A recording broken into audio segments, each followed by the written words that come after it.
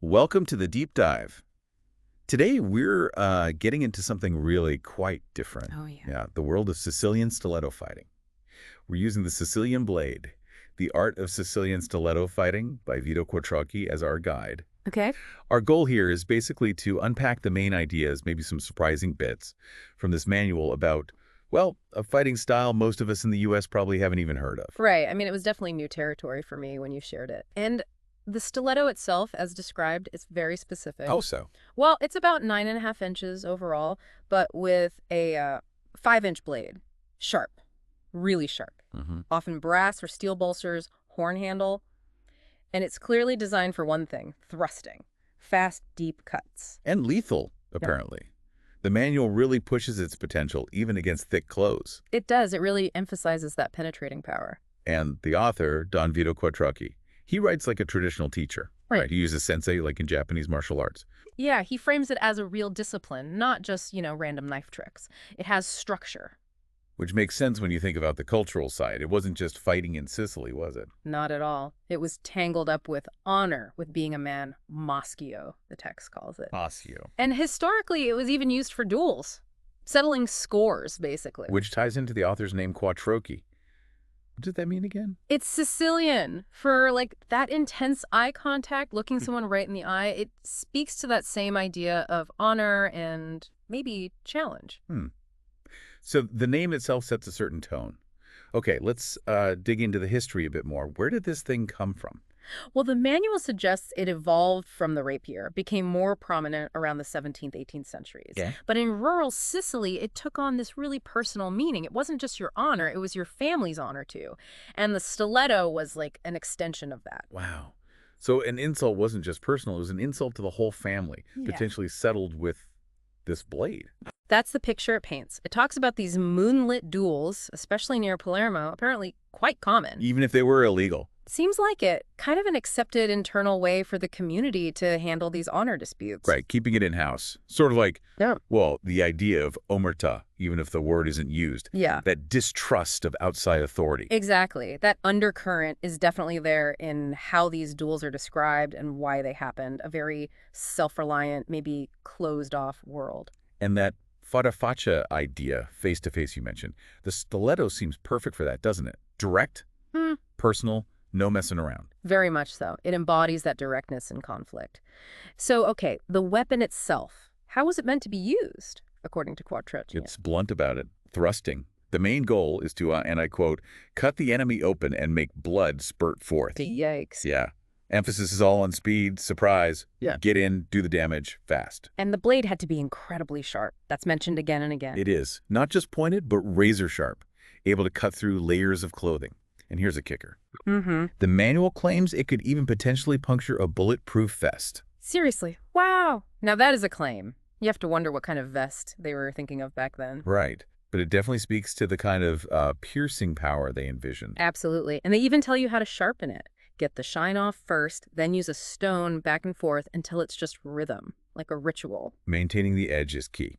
Okay, so you've got this super sharp thrusting weapon. How did the actual fights break down? The manual talks about duels versus spontaneous fights. Yeah, Okay, that makes sense. So what are the core techniques or principles? It mentions a guardian stance. right. That's the foundation. It's a low stance, balanced, low center of gravity for stability and quick moves. Stable but ready to launch. Exactly. And they actually recommend practicing holding that low stance for minutes at a time. Build strength, balance. Sounds tough. Then there's the training bag, which seems odd for a knife. It does at first, but it makes sense.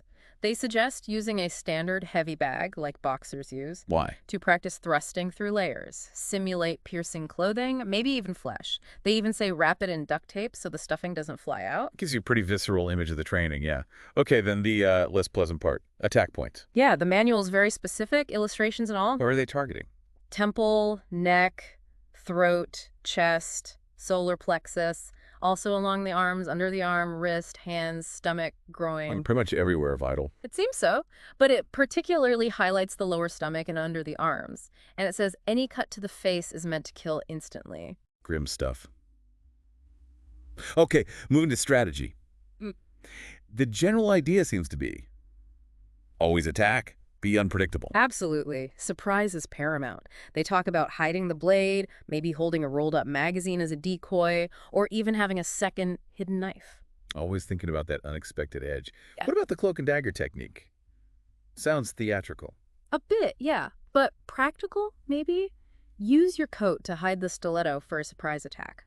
Or even throw the coat at the other guy. Distract them, tangle them up, create an opening using what you have.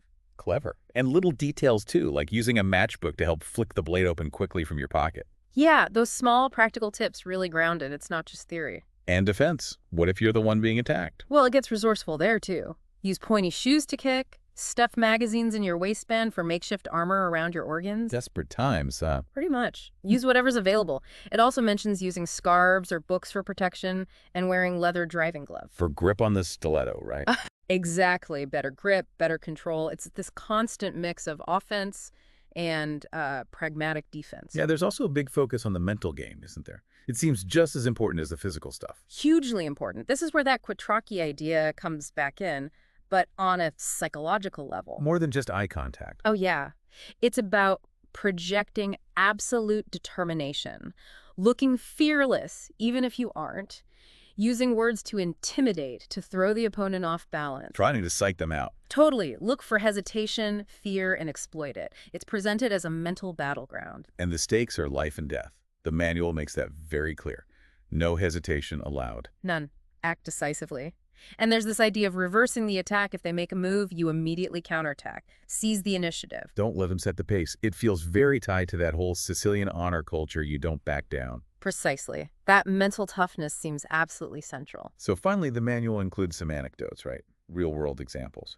Yeah, stories that kind of illustrate the principles. They really drive home the speed and, frankly, the brutal effectiveness of these thrusts to the body. What's the recurring message in those stories? Keep attacking. Don't stop until the opponent is completely down, incapacitated, no half measures. And advice for facing someone with a blade. Keep moving. Don't let them trap you or control the distance. And attack their vulnerable points aggressively. It's not about fancy blocks. It's about immediate, decisive action. Sounds terrifying. Well, and the manual notes something telling. Often, the first reaction people have to seeing a knife is just to run. Which highlights the fear factor. Exactly. Yeah. And reinforces why the attacker's mental dominance is so crucial in their strategy. Okay, so wrapping up our deep dive on the Sicilian Blade. It's clear the stiletto was way more than just a knife. Absolutely. It's a symbol deeply tied into Sicilian honor culture. And the fighting style reflects that it's about speed, precision thrusts, surprise, and exploiting any weakness, physical or mental. It really has been fascinating to look into this pretty obscure martial art. The strategy, the tactics. It's a very different way of thinking about close combat than, say, boxing or formal martial arts. Very different. That focus on the immediate lethal thrust and the element of surprise is quite distinct. And it really does make you think, doesn't it, about how culture, history, values, how they shape even something as raw as fighting for your life or honor. Exploring this specific, maybe kind of archaic fighting style. Does it give us any broader thoughts on conflict itself, or maybe the psychology behind confrontation? It makes you wonder about how different societies have dealt with disputes and what people consider worth fighting and maybe dying for. Definitely food for thought, a unique window into a specific time and place. Indeed. Well, thanks for joining us on this deep dive.